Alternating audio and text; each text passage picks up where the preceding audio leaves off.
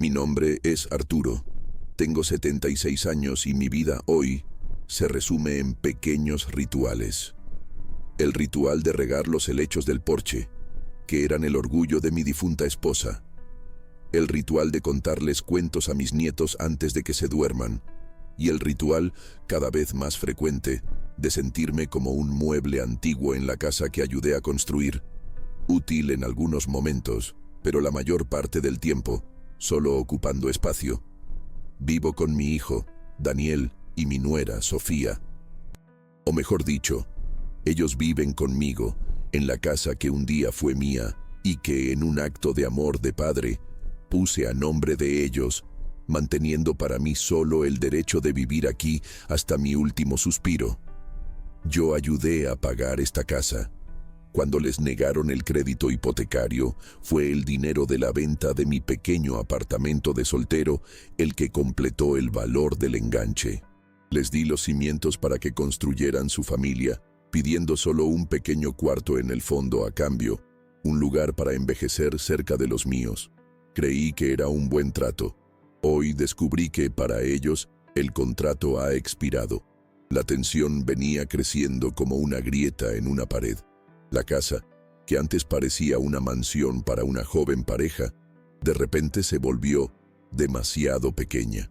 Las risas de mis nietos, que antes eran música, ahora eran demasiado ruido. Y yo, que antes era el abuelo que contaba cuentos, me convertí en el viejo que se queja de todo. La sentencia fue dictada un martes por la noche. Me llamaron para una charla familiar en la sala. El tono era solemne como el de un médico que va a dar un mal diagnóstico. Daniel, mi hijo, que heredó mis ojos, pero no mi columna vertebral, no podía mirarme a la cara. Se miraba las manos, mientras Sofía, mi nuera, tomaba la palabra. Ella siempre tomaba la palabra. Arturo, comenzó, usando mi nombre, y no papá o suegro, lo que ya era una señal de distanciamiento. Lo queremos mucho, usted lo sabe, pero necesitamos ser prácticos. Los niños están creciendo. Lucas necesita un cuarto solo para él para estudiar. Vía necesita más espacio para jugar. Y la casa simplemente ya no nos da abasto a todos. Escuchaba aquello y sentía un frío en la espina dorsal. Sabía hacia dónde se dirigía esa conversación. Usted ha andado un poco olvidadizo últimamente, continuó, la voz llena de una falsa preocupación. Y su movilidad ya no es la misma. Nos preocupamos, trabajamos todo el día, tenemos miedo de que se caiga, que se lastime y no haya nadie cerca. Era una telaraña de mentiras amables, tejida para atraparme, para hacer que su decisión pareciera un acto de cuidado y no de descarte. Entonces, dijo Daniel, finalmente levantando la vista, pensamos en una solución que será buena para todos. Un lugar donde tendrá cuidados las 24 horas del día, actividades con gente de su edad, seguridad, un asilo. Completé la frase, y la palabra salió de mi boca con sabor a cenizas. No nos gusta esa palabra, papá, dijo Daniel encogiéndose. Es una residencia para mayores, un lugar de altísimo nivel. Sentí que el suelo desaparecía. La idea de ser removido de mi casa, de mi cuarto, de la convivencia con mis nietos, era una muerte en vida. Pero yo no quiero ir, dije, con la voz entrecortada. Yo ayudo en casa, cuido el jardín, yo quiero ver a mis nietos crecer. Este es mi lugar. Y fue ahí que la paciencia de Sofía, delgada como una cáscara de huevo, se rompió. La máscara de nuera preocupada cayó, revelando el rostro de la impaciencia y del desprecio. Se giró hacia mi hijo, pero las palabras eran para mí. Eran dagas lanzadas para herirme. Daniel, basta de este drama, ya lo decidimos, no vamos a discutir más esto. Es lo mejor para él y principalmente para nosotros. Se acabó la charla y deja al viejo en el asilo de una vez por todas. Deja al viejo en el asilo.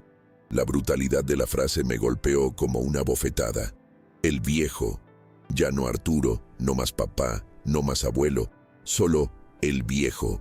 Un objeto a ser dejado en algún lugar, un paquete a ser despachado. Miré a mi hijo, esperando una defensa, una protesta, cualquier cosa. Y no vi nada. Solo bajó la cabeza, derrotado, cómplice de mi degradación. La sala quedó en silencio, un silencio cargado de humillación. Me sentí desnudo, juzgado y condenado en mi propio hogar. Mi voluntad, mi vida, mis sentimientos, nada de eso importaba. La votación se había hecho sin mí, y, mientras me ahogaba en mi propio dolor e impotencia, Sofía, tratando de arreglar el daño y volver a su papel de cuidadora, añadió, con una voz de nuevo controlada: «Es un lugar excelente, Arturo, con las mejores referencias. Se llama Residencial Años Dorados. Le va a encantar. Residencial Años Dorados». El nombre, ese nombre, fue como si un rayo de luz atravesara la oscuridad de mi desesperación. En mi mente, una puerta polvorienta, cerrada desde hacía más de 50 años, se abrió con un crujido. Vi la imagen de dos niños, flacuchos y descalzos, sentados a la orilla de un arroyo. Uno era yo, el otro, mi mejor amigo, mi hermano del alma, Miguel. Éramos pobres, hijos de gente pobre, pero teníamos sueños del tamaño del mundo. Recordé una promesa que hicimos ese día, una promesa de niño, sellada con un apretón de manos sucias de tierra.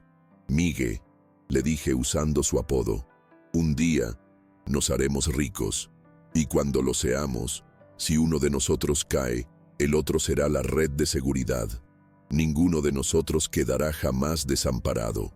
Miguel, el niño que se convirtió en un gigante en el ramo de la construcción y después invirtió todo lo que tenía en un sueño: construir la mejor y más humana red de residencias para mayores del país. Su proyecto de vida, el Residencial Años Dorados. Una oleada de una emoción que no pude nombrar me recorrió. La tristeza seguía ahí, la herida de la traición sangraba, pero, por debajo de todo, una nueva y extraña semilla comenzó a brotar. Una semilla de posibilidad. Ellos, en su arrogancia, en su prisa por deshacerse de mí, habían cometido un error fatal.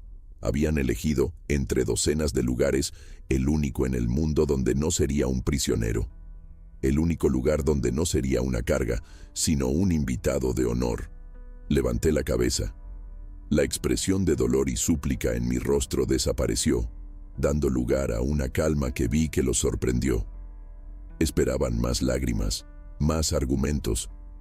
Pero mi guerra, en ese instante, había cambiado de campo. Residencial Años Dorados. Repetí el nombre, como si lo estuviera saboreando. Sí, he oído hablar de él. Dicen que es un buen lugar. Miré a mi hijo, a mi nuera, y con la voz más serena que pude encontrar, di mi bendición a su traición. Está bien. Si es lo que creen que es mejor para la familia, iré. El alivio en sus rostros fue instantáneo y obsceno. Sonrieron, felices de haberse librado de una discusión desagradable, felices de haber ganado. Confundieron mi estrategia con rendición. Me sentenciaron al exilio, al descarte, pero sin saberlo, acababan de entregarme las llaves del castillo de mi mejor amigo. Creían que me estaban llevando a mi fin. Mal sabían que solo me estaban escoltando, en bandeja, hasta mi cuartel general, donde mi venganza, mi dulce y paciente venganza sería planeada. Dígame usted, ¿qué habría pasado por su cabeza al oír esa frase cruel de su propia nuera? ¿El dolor lo habría paralizado? ¿O la mención de un nombre amigo habría encendido una llama de esperanza? Y cuénteme, por favor, ¿desde qué ciudad mi historia ha encontrado un refugio en su corazón esta noche? Los días que siguieron a esa reunión familiar fueron los más surreales de mi vida. Me convertí en un actor en mi propia casa. Representaba el papel del padre anciano, triste, pero resignado a su destino. Juntaba mis pocas cosas en una pequeña maleta, con una lentitud que parecía confirmar la acusación de que era un peso. Y, mientras actuaba, los observaba, con ojos que, por primera vez, ya no estaban velados por el amor incondicional de un padre, sino abiertos por la claridad cortante de la decepción. La casa, que antes era mi refugio, se convirtió en un escenario. Y en cada rincón, en cada gesto de ellos, veía florecer la ingratitud, y cada acto de desprecio suyo se convertía en un detonante para un recuerdo de sacrificio, creando un contraste que sangraba dentro de mí. El miércoles estaba en mi cuarto, doblando unas camisas viejas, cuando oí a Sofía, mi nuera, hablando por teléfono con una amiga, en la sala. Su voz era animada, llena de planes. «Amiga, no tienes idea. Finalmente vamos a tener la casa solo para nosotros. Podré transformar el cuarto del viejo en el estudio con vestidor que siempre soñé». Ya no aguantaba esa estrechez, esa falta de espacio. Falta de espacio. La frase resonó en mi pequeño cuarto, y el recuerdo me golpeó con la fuerza de un maremoto, llevándome de vuelta a 10 años atrás. Yo vivía entonces en mi propio apartamento, un lugar pequeño de soltero, pero que era mi reino, silencioso, organizado, lleno de paz. Era viudo, independiente y feliz. Recuerdo el día en que Daniel y Sofía llegaron a mi apartamento, cabizbajos. Habían encontrado la casa de sus sueños para empezar su familia, esta misma casa. Pero el banco les había negado una parte del crédito. Faltaba el dinero del enganche, una cantidad alta. Vi la desesperación en los ojos de mi hijo, el sueño de la casa propia escapándose entre sus dedos. Esa noche no dormí. Caminé de un lado a otro en mi pequeño apartamento, mi puerto seguro, y tomé mi decisión. Al día siguiente, puse mi apartamento en venta. Lo vendí en menos de un mes. Tomé cada centavo de la venta, el resultado del trabajo de toda una vida, mi patrimonio, mi seguridad, y se lo entregué a ellos. «Compren la casa», les dije. «Empiecen su familia. Yo no necesito mucho. Un pequeño cuarto en el fondo para este viejo ya es suficiente». Me encogí para que ellos pudieran expandirse. Renuncié a mi independencia para que pudieran tener su castillo.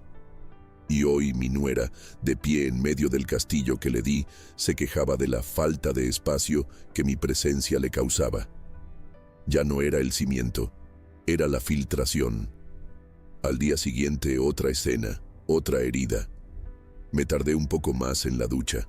A mis huesos viejos les cuesta despertar por la mañana. Cuando salí, Daniel, mi hijo, estaba zapateando en el pasillo, reloj en mano, impaciente. «Papá, por el amor de Dios, llegó tarde a una reunión importante. ¿No tiene noción del tiempo?». Su prisa, su desprecio por mi lentitud, y la memoria, una vez más, me llevó al pasado, a los primeros meses de vida de Lucas, mi nieto mayor. Sofía estaba luchando contra una depresión posparto. Daniel, abrumado con su nuevo trabajo, no sabía qué hacer. El bebé lloraba toda la noche, y la paz en esa casa había desaparecido. Entonces me mudé al sofá de su sala. Durante 3 meses, me convertí en el enfermero nocturno de esa familia. Mientras ellos dormían, yo me quedaba despierto, meciendo a mi nieto, cambiando pañales, calentando biberones. Caminaba por la casa de puntillas, en silencio, para no despertarlos. Les di mis noches de sueño, mi paz, mi descanso, para que pudieran sobrevivir a ese período turbulento. Y hoy, mi hijo no podía darme 5 minutos de paciencia por la mañana. Su ingratitud era un ecosistema completo, con raíces financieras y ramas emocionales. El viernes, Daniel se sentó conmigo para discutir los detalles del asilo. Abrió una hoja de cálculo en su tablet. «Papá, la mensualidad de Años Dorados es alta», dijo, con el aire de un ejecutivo presentando un balance deficitario. «Será un gran esfuerzo para Sofía y para mí. Vamos a tener que recortar muchas cosas, pero es un sacrificio que hacemos por su bienestar». Un sacrificio. Se atrevió a usar esa palabra. Él, que nunca supo su verdadero significado. Y mientras hablaba de los costos de mantenerme en un lugar digno, mi mente viajó a mi conversación más dolorosa con mi mejor amigo, Miguel. Fue hace más de 30 años. Tenía un empleo estable, pero sin futuro. Miguel, ya un pequeño constructor exitoso, me hizo una propuesta. «Arturo, deja esa vida segura. ven a ser mi socio. Tengo un proyecto grande, un fraccionamiento. Arriesguemos juntos, hagámonos ricos juntos. Era la oportunidad de mi vida. Pero, en la misma semana, Daniel entró en la Facultad de Ingeniería. Una universidad cara. Miré los dos caminos frente a mí. Uno, el de mi propia ambición, de la riqueza junto a mi mejor amigo. El otro, el del deber, el de garantizar el futuro de mi hijo. No dudé. Llamé a Miguel y rechacé la propuesta. Amigo mío, perdóname, pero no puedo arriesgarme ahora. El futuro de Daniel es lo primero. Continué en mi empleo mediocre durante 20 años más para pagar esa universidad. Sacrifiqué mi oportunidad de ser un hombre rico para que él pudiera convertirse en el hombre que es hoy. Y hoy, él, un hombre que solo es ingeniero porque yo renuncié a ser millonario, me hablaba del sacrificio de pagar un asilo cuyo dueño era el mismo hombre que un día me ofreció el mundo y a quien yo rechacé por amor a este hijo. Mi pequeña maleta, en el rincón del cuarto, estaba casi lista. En ella no solo ponía ropa, sino el peso de estos recuerdos, de estas injusticias. Me miraban con una mezcla de lástima, culpa y un alivio creciente. El problema estaba a punto de ser despachado. La fecha de mi ida a Años Dorados se fijó para el lunes siguiente.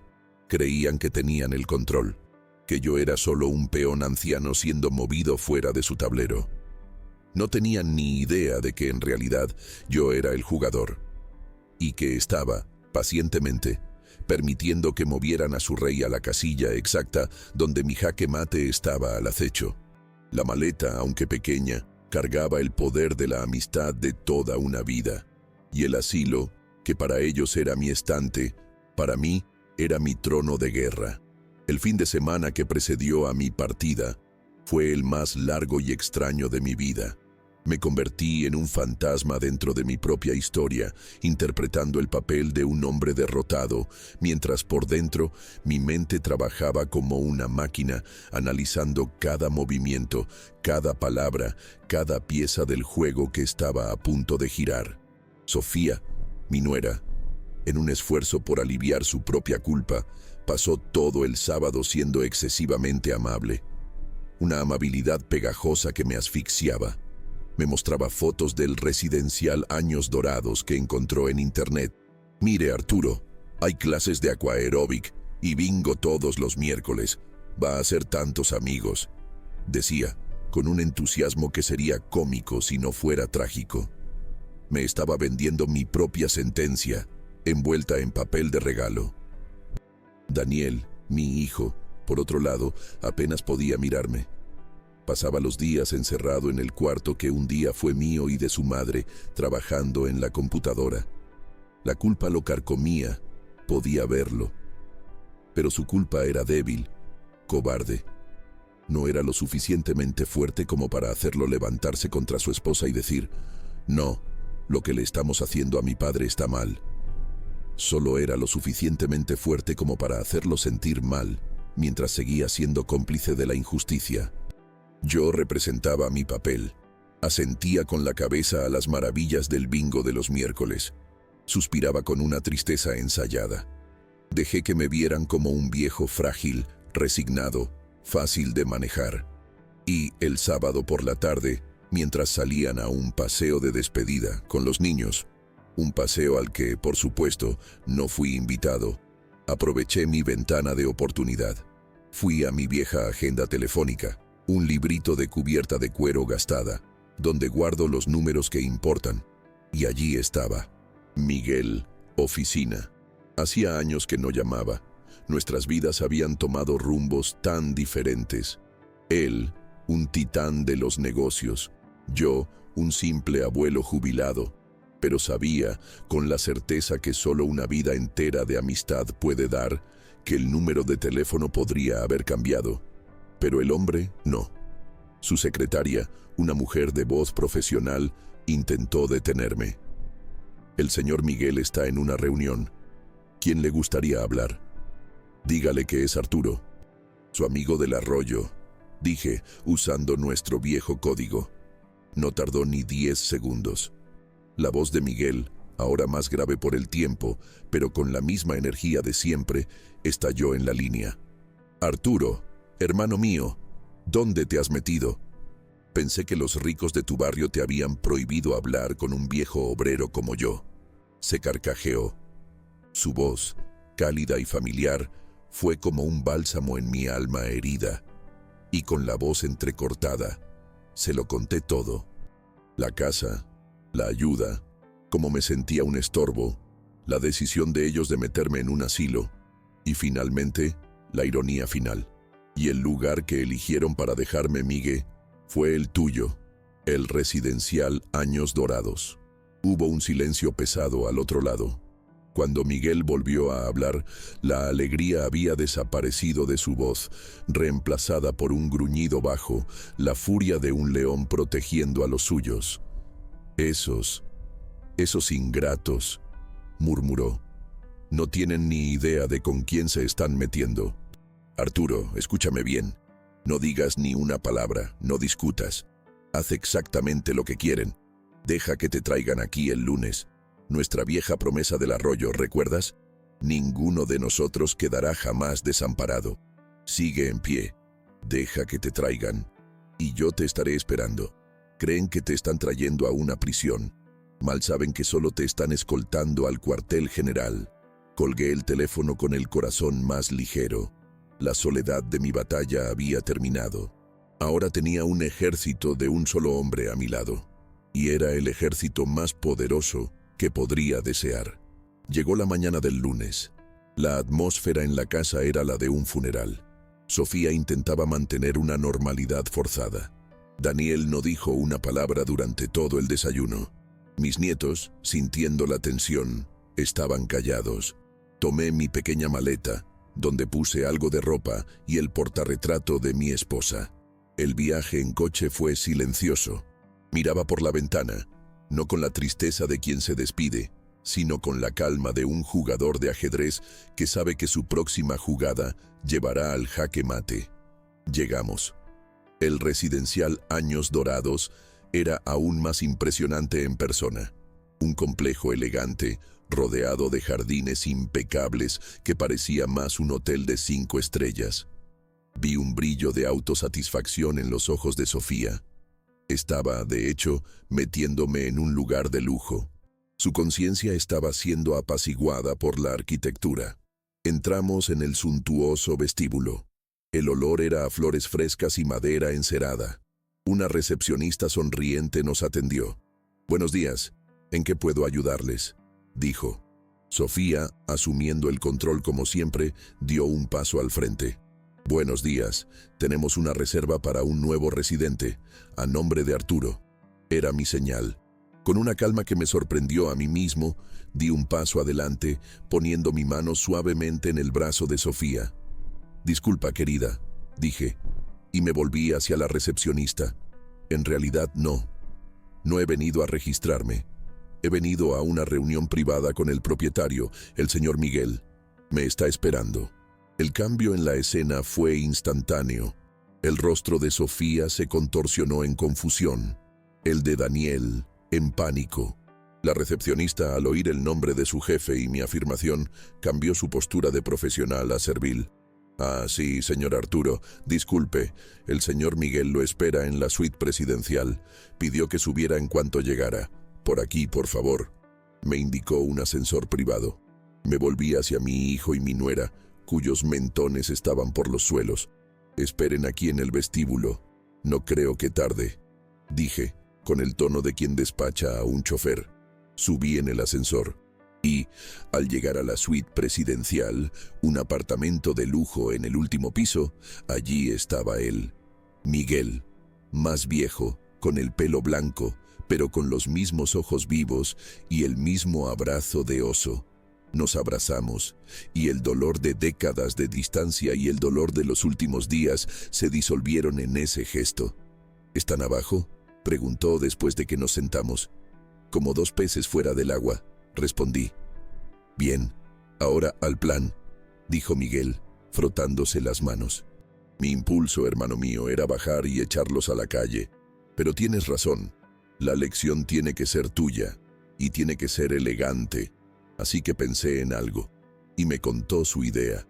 Una idea tan simple, tan legalmente perfecta y tan diabólicamente irónica, que no pude evitar sonreír.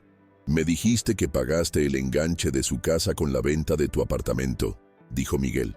Eso significa que tú, moralmente y con un buen abogado legalmente, eres dueño de una parte significativa de esa propiedad. Sí, pero mi nombre no está en la escritura, reflexioné. No importa, dijo Miguel. No vamos a pelear por eso, vamos a usar tu generosidad. Tú, como un gesto de gratitud por la amabilidad de ellos al traerte a este maravilloso lugar, vas a hacer una donación. Vas a donar tu parte de la casa, el valor que invertiste, al residencial Años Dorados. Yo, como dueño, aceptaré la donación con gusto. Comencé a entender. Mi sonrisa se ensanchó. Exacto, dijo Miguel, viendo el brillo en mis ojos. A partir de ese momento mi empresa se convierte en socia de la casa de tus hijos. Y, como socio, y como el banco que financió su hipoteca es amigo personal mío, vamos a activar una cláusula de riesgo. Con la mitad del patrimonio de la garantía donado y con los ingresos inestables de tu hijo, el banco considerará el préstamo de alto riesgo y exigirá o el pago total inmediato, que no tienen, o la venta del inmueble para liquidar la deuda. Era perfecto. Jaque mate. Sentado allí, en esa suntuosa oficina, mirando el rostro de mi amigo de la infancia, sentí una oleada de poder. Me habían traído al asilo para archivarme, para quitarme de en medio. Pero en realidad solo me habían llevado al centro de mando de mi contraataque. Su humillación en el vestíbulo fue solo el aperitivo. La lección completa, el plato principal, estaba a punto de ser servido, y se serviría frío, con una pizca de intereses bancarios. Los días que siguieron a esa visita desastrosa a la sala de reuniones fueron de una calma tensa. Yo permanecí en el residencial Años Dorados, ya no como un fugitivo, sino como un general en su puesto de mando. Miguel y yo volvimos a nuestra rutina de viejos amigos, jugando nuestras partidas de billar, caminando por los jardines. Pero, por debajo de la superficie tranquila, la máquina de nuestra venganza silenciosa trabajaba a todo vapor. No sentía placer en lo que estaba por venir. Sentía una necesidad sombría. Era como un cirujano que necesita amputar un miembro gangrenado para salvar el resto del cuerpo. La relación con mi hijo y su familia estaba muerta, envenenada por la codicia y el desprecio. Ahora, solo era necesario formalizar el entierro para que yo pudiera, finalmente, vivir mi duelo y seguir adelante. Miguel, con la eficiencia de un titán de los negocios, orquestó cada paso con una maestría que yo admiraba. Me explicaba cada movimiento, como un maestro de ajedrez narrando la partida. Primero, Arturo, me dijo, mientras leíamos el periódico en el balcón. Mis abogados registraron tu donación ante notario. A partir de ayer, legalmente, mi empresa, el residencial Años Dorados, es copropietaria de la casa donde vive tu hijo. Ahora tiene un socio que no pidió. Luego, vino el segundo movimiento, el más elegante y cruel. Hoy por la mañana, continuó Miguel, tuve una conversación muy agradable con el presidente del banco que financió su hipoteca, un viejo amigo mío de otros negocios. No lo amenacé, por supuesto. Simplemente lo informé, como un acto de transparencia y gestión de riesgos, de que uno de los activos más importantes que garantizan la hipoteca de su cliente, Daniel, sufrió una alteración societaria significativa. Mini me explicó la lógica fría del mundo que mi hijo tanto idolatraba.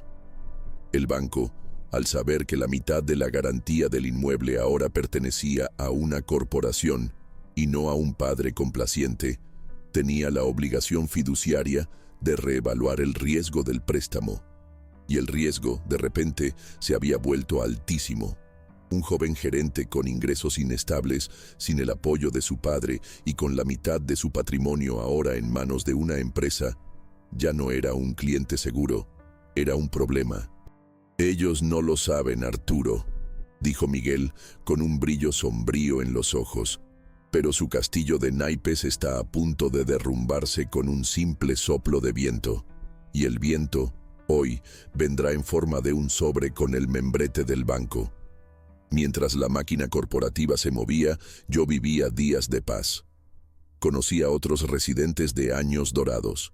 Hombres y mujeres con historias increíbles, generales retirados, artistas, científicos, personas que, como yo, habían construido el mundo y ahora descansaban con dignidad. Me di cuenta de lo profundo que era el insulto de Sofía y Daniel. No querían meterme en un asilo. Querían sacarme de un mundo de gente interesante y productiva como esta. Y, entonces, el viernes por la tarde, llegó el día del juicio final. Estaba en el despacho de Miguel cuando sonó su teléfono. Era Daniel. Pude oír, incluso a distancia, su voz, chillona por el pánico. Miguel contestó, poniendo el altavoz para que yo pudiera ser el testigo silencioso del fin. «Señor Miguel, por el amor de Dios, tiene que ayudarme», gritó Daniel sin siquiera presentarse. «Cálmese, muchacho, respire». «¿De qué se trata?», preguntó Miguel con una frialdad de médico. «El banco. El banco nos envió una carta, una notificación. Dicen que nuestra hipoteca ha sido reevaluada como de alto riesgo por la donación de mi padre. Nos dan dos opciones: o liquidamos el valor total del inmueble en 30 días o van a ejecutar la deuda y a embargar la casa». Hablaba atropellando las palabras. Al fondo podía oír el llanto histérico de Sofía. «Sí, estoy al tanto de eso», dijo Miguel, con una tranquilidad que debió enloquecer a mi hijo. «Es un procedimiento estándar de gestión de riesgos. Lo siento por ustedes». «¿Lo siente? Usted es el culpable. Fueron usted y mi padre. Hicieron esto a propósito», acusó Daniel. «Muchacho», la voz de Miguel ahora era dura como el acero. «Tu padre hizo un acto de caridad con el patrimonio que era suyo. Yo, como empresario, recibí un activo y estoy obligado a administrarlo. Y el banco, como institución financiera, está obligado a proteger su capital. Nadie aquí ha hecho nada más que seguir las reglas del juego. El juego que hasta la semana pasada ustedes creían que estaban ganando». Hubo un sollozo al otro lado. La rabia de Daniel se deshizo, dando paso a la súplica más patética. Pero usted es el nuevo socio de la casa. Puede ayudarnos. Podemos llegar a un acuerdo. Le compramos su parte. Se la pagamos a plazos. Nosotros hacemos lo que sea. Seamos lógicos, Daniel, dijo Miguel. Primero, a mi empresa no le interesa en lo más mínimo vender su participación recién adquirida. De hecho, estamos pensando en expandir y construir una nueva unidad del residencial en ese barrio. La ubicación es excelente. Segundo, aunque quisiéramos vender, ¿con qué dinero compraría usted? El banco acaba de declarar oficialmente que ya no confía en su capacidad de pago. Fue el jaque mate. Y entonces, Sofía tomó el teléfono. Su voz era un siseo de odio. «Esto es venganza. Es mi suegro quien está detrás de todo esto. Es un viejo cruel y vengativo. Nos está destruyendo porque le dije la verdad». Miguel la dejó terminar. Y entonces pronunció la sentencia final, las palabras que sellaron su destino para siempre. «Señora, conozco a Arturo desde hace más de 60 años. Es muchas cosas, pero no es cruel. Es el hombre que sacrificó la oportunidad de ser mi socio y hacerse rico, hace 30 años, para poder pagar la universidad de su esposo. Es el hombre que vendió su propio apartamento, su único bien, para darles el enganche de la casa que ahora están perdiendo. Ustedes no están siendo destruidos por dos viejos.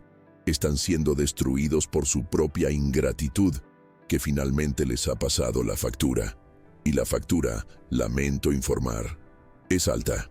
El nombre de esto», continuó Miguel, «no es venganza, es negocios, es el mundo de las consecuencias, un mundo que aparentemente no estaban preparados para habitar. Hizo una pausa, pero como un gesto de buena voluntad de nuestra parte, mi empresa se ofrece a comprarles su parte de la propiedad por el valor de mercado, descontada la deuda con el banco. Saldrán con algo de dinero, lo suficiente para empezar de nuevo, en otro lugar, lejos de aquí. La propuesta es válida por 24 horas. Y sin esperar respuesta, Miguel colgó. Miré a mi viejo amigo, el niño del arroyo, el titán de los negocios, el ejecutor de mi justicia. Se acabó, Arturo, dijo con voz suave. Ahora, se acabó de verdad. Y lo sentí.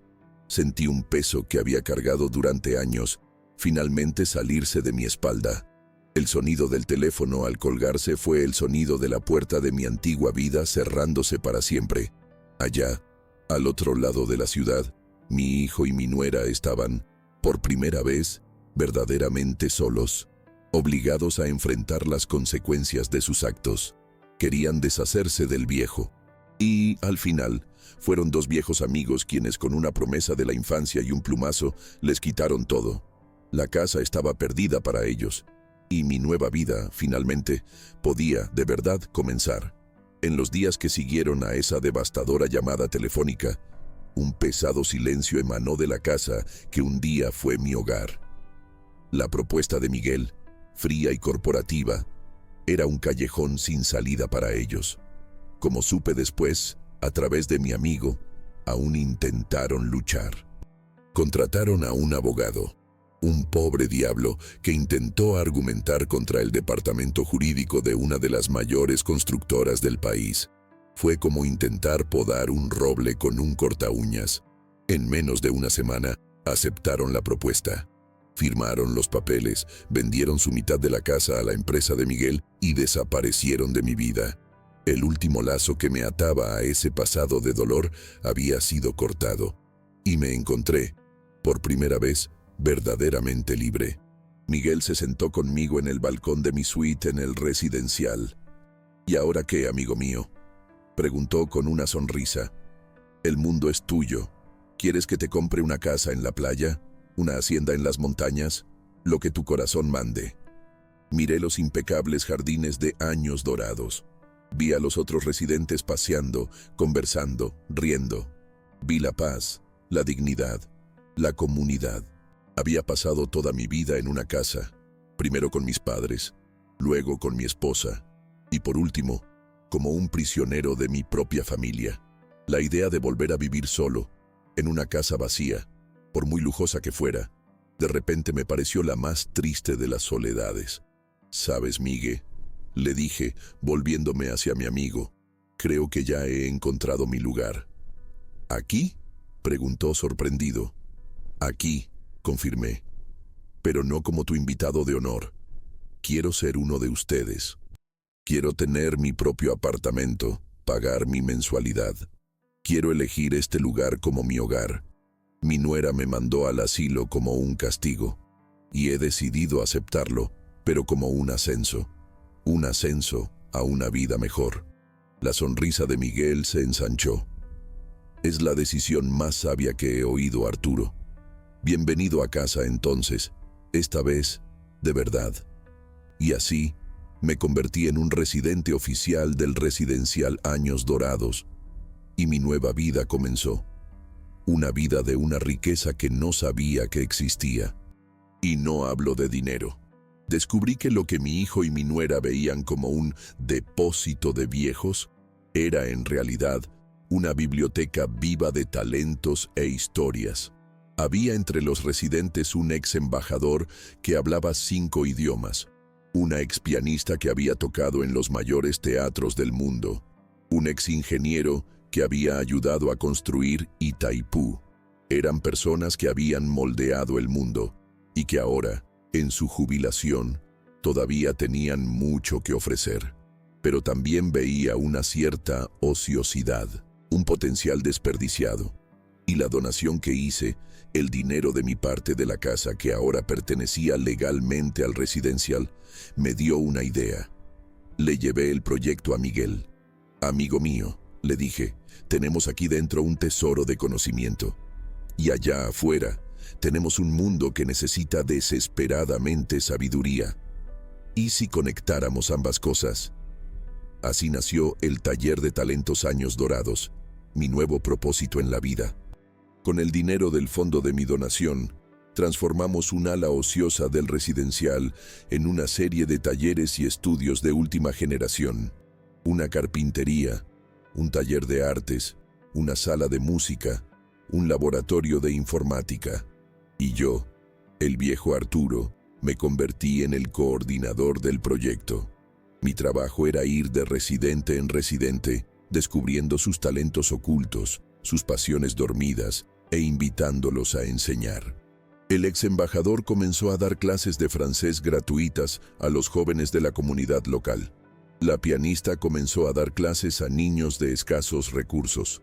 El ingeniero, junto conmigo, montó un curso de pequeñas reparaciones domésticas para mujeres en situación de vulnerabilidad, para que nunca más dependieran de un marido para arreglar un grifo. Mi vida adquirió un nuevo ritmo. Me despertaba temprano, ya no por obligación, sino por emoción. Pasaba los días en el taller, ayudando, organizando, aprendiendo. Ese lugar se convirtió en el corazón palpitante del residencial. El sonido de una sierra, de un piano, de risas de niños, llenó los pasillos que antes eran silenciosos. Nosotros, los viejos, ya no éramos jubilados. Éramos mentores, maestros, agentes de transformación. Estábamos de nuevo siendo útiles, pero no para hijos ingratos, para la comunidad. ¿Y qué pasó con Daniel y Sofía? No pregunté, no busqué saber. Pero alrededor de un año después, Miguel me trajo la noticia. Se enteró, a través de contactos en el mercado inmobiliario, de que habían usado el dinero de la venta de la casa para comprar una pequeña franquicia de comida rápida en una ciudad del interior, a cientos de kilómetros de distancia. Estaban trabajando de 10 a 12 horas al día, friendo papas y sirviendo refrescos. Por primera vez en sus vidas, se enfrentaban a la dura realidad de mantenerse con su propio sudor, sin mi colchón de seguridad para amortiguar las caídas. No sentí alegría ni lástima. Sentí solo un punto final. Su historia se había desconectado de la mía. Eligieron el camino del dinero fácil y rápido, y la vida, en su ironía, les dio el camino del trabajo duro y lento. Tal vez, algún día, aprenderían la lección, o tal vez no. Pero eso, me di cuenta con una paz inmensa, ya no era mi problema. Hoy miro mi vida y apenas la reconozco. Tengo amigos, tengo un propósito, tengo el respeto de una comunidad. Incluso encontré un nuevo afecto, una de las profesoras voluntarias de nuestro proyecto, una mujer inteligente y amable con quien adoro conversar al atardecer. Mi nuera, con su frase cruel, "deja al viejo en el asilo", creyó que me estaba sentenciando. Y de hecho, lo estaba. Me sentenció a una vida de alegría, amistad y significado que jamás habría encontrado si hubiera seguido siendo un mueble en su casa. Su maldición fue mi mayor bendición, y aquí estoy, un viejo de asilo, y nunca he sido tan feliz, tan útil y tan vivo. Aprendí que nuestro valor no se mide por el espacio que ocupamos en la casa de nuestros hijos, sino por el impacto que causamos en el mundo que nos rodea. Cuénteme si esta historia también tuvo sentido para usted, y dígame desde qué ciudad me está escuchando, ¿eh? Y si siente en el corazón que hay más lecciones que podemos aprender juntos, suscríbase al canal. Así, se une a nuestra familia y no se pierde ninguna de las próximas historias que la vida aún tiene para contarnos. Un abrazo y quédense en paz.